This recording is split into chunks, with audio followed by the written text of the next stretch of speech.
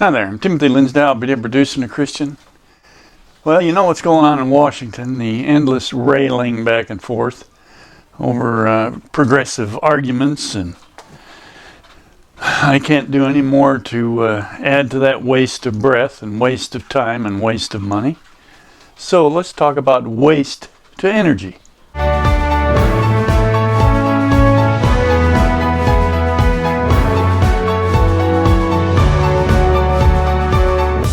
Like and comment on my videos, subscribe to my channel, that'd be terrific.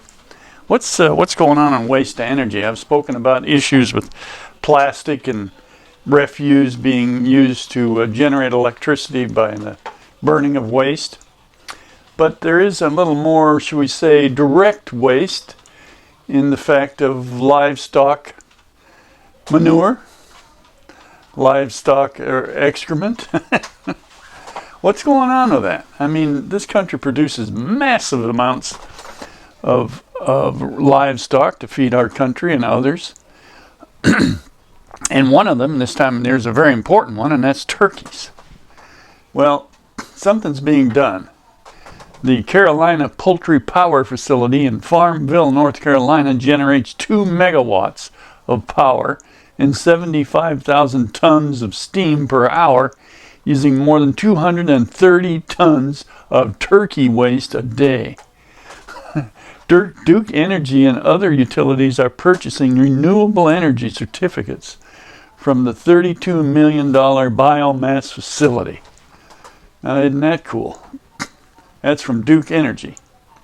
Now, Duke Energy and a consortium of other utilities are securing renewable energy certificates from a $32 million Pitt County facility that started operating recently.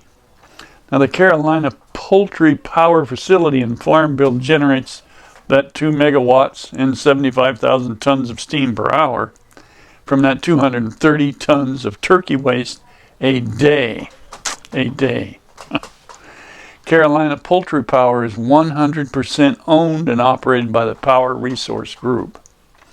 Now, the project will help Duke Energy satisfy state poultry waste to energy mandates under the Renewable Energy and Efficiency Portfolio Standard, or REPS, from law in North Carolina. In 2018, 300,000 megawatt hours of the total electrical power sold to retail electric customers in North Carolina was supplied by the poultry waste. Think about that. You know, I mean, people are getting out there and figuring out this stuff. You know, we've got a lot of it, besides what's being thrown around in Washington. The utilities by the RECs, if you will, or the Renewable Energy Portfolio Standard and so forth, is generated by the facility when it produces 1 megawatt of electricity. The RECs help the utilities meet the REPS requirements. Excuse the acronyms, but there you go. The facility, which is connected to the energy grid by Pitt and Green Electric Membership Corporation, collects poultry litter from dozens of nearby farms. It is dried to create a boiler fuel, which then generates steam and electricity. The financing for the facility was provided by the First National Bank of Pittsburgh and a consortium of private investors. Now, that's pretty cool. I mean, it seems to make sense, people getting together and solving a waste problem before it lands in a landfill again. And there's good reports there the landfills are generating power from the methane from their landfills. So it's people getting together and making something out of a smelly situation. Don't you think that's a terrific idea? It's also being done with other form of waste. Dominion Energy and Vanguard Renewables partner on a $200 million methane to gas project. Now, this isn't out of the waste necessarily of landfills. It's a nationwide strategic partnership to convert methane from U.S. dairy farms into clean, renewable natural gas. Think about that. You don't have to drill any holes in the ground or worry about causing earthquakes from fracking or something. Anyway, this natural gas can heat homes, power businesses, and fuel vehicles. Multiple projects are under development in Georgia, Nevada, Colorado, New Mexico, and Utah. All these people getting together, what can they do with animal waste? That's what we're talking about here. How to deal with the waste that we're generating. This country produces enormous amounts of waste because we're a wealthy nation with a lot going on, a lot of active people taking care of business. What could be wrong with that? But anyway, under the partnership, the Dominion Energy will own the projects and market the RNG, the gas, and Vanguard Renewables subsidiary Clean Energy Investment USA, Vanguard Renewables AG, will design, develop, and operate the projects. Now, in the past, Dominion Energy joined forces with Smithfield Foods to form the largest agricultural-based renewable natural gas partnership in the U.S., with $500 million committed over 10 years to convert methane from U.S. hog farms into clean energy for local consumers. Now, of course, methane is produced from a variety of natural sources, including dairy, hog, and food waste. When released into the atmosphere, methane emits approximately 25 times more greenhouse gases than carbon dioxide.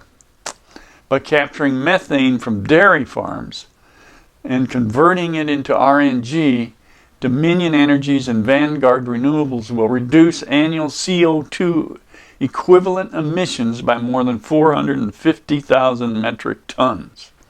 So if you've had a worry about burning these gases, it's far better burning and producing electricity by this system than just letting it go into the atmosphere. And it prevents from putting it and burying it in landfills and then having to deal with that issue later. You're getting up front and dealing with these issues as soon as you can. Now, host farmers receive a new income stream and can remain focused on farm operations while Vanguard professionally develops and operates the on-farm facilities. And that brings to mind the issue of subsidizing farmers by the federal government not to grow things.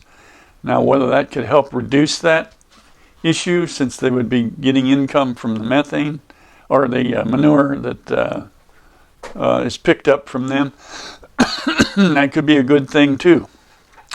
An example of a typical dairy waste-to-energy project consists of a cluster of multiple farms totaling 20 to 30,000 dairy cows.